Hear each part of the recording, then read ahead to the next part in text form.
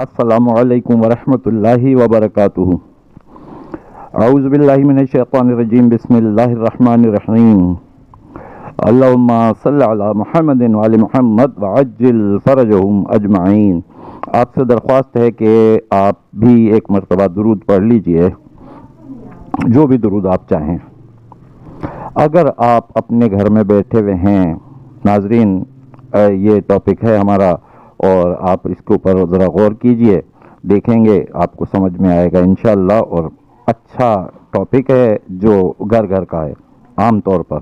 अच्छा, वो ये है कि आप अपने घर में बैठे हुए हैं, आपको अचानक बैठे हैं या लेटे हैं, आपको अचानक आवाज़ आई किचन में से कि जैसे स्टील की ट्रे नीचे फर्श पे गिर गई है, या ऐसा आया कि कांच का शीशे का गिलास आपके रसोई में ऊपर से गिर गया है और चनाक से टूट गया, या इस तरीके की बातें कि बर्तन की टोकरी आपके किचन में, आपके बावर्ची खाने में, आपके रसोई में, अगर ऐसा कर समझें कि ऐसी आवाज़ आपको आई कि बर्तनों की टोकरी जिसमें हर किस्म के बर्तन रखे हैं धो के, वो गिर गई और गिर गई है और सारे बर्तन एकदम से बिखर गए, यानी तसव्वुर में आवाज़ सुन के नज़र भी आ जाता है।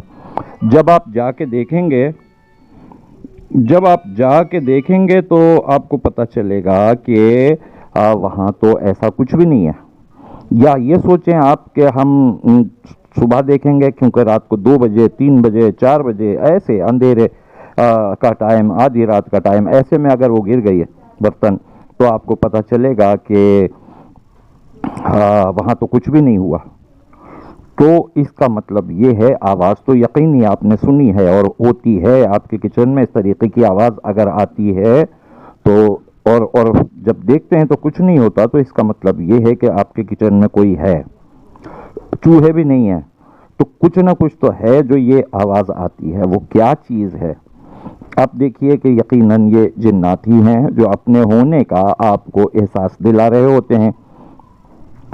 अगर आपका किचन गंदा, मैला और बर्तन सिंक में भरे हुए और ये सब कुछ, और बर्तनों में खाना सड़ रहा है, अगर ऐसा कुछ हो रहा है तो आप समझ लीजिए कि ये शयातीन जिन्नात हैं। और अगर आपका किचन बेहतरीन, साफ सुथरा, फ़ौरन बर्तन धो के और रख दिए जाएं स्टैंड में और कुछ भी ना हो, आपका रसोई घर पाक, साफ सुथरा, अच्छा है, तो इसमें अच्छे जिन्नात भी हो सकते हैं।